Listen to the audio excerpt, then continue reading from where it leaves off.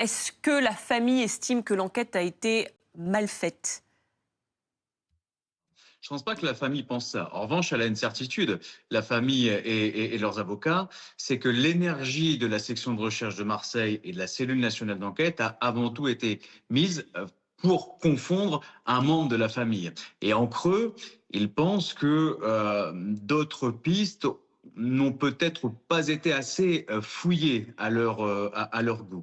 C'est pour cette raison qu'ils formulent plusieurs demandes. Vous l'avez dit, des fouilles. Ce qu'il faut savoir, c'est que c'est vrai qu'il y a eu 90, enfin, de nombreux hectares qui ont été fouillés.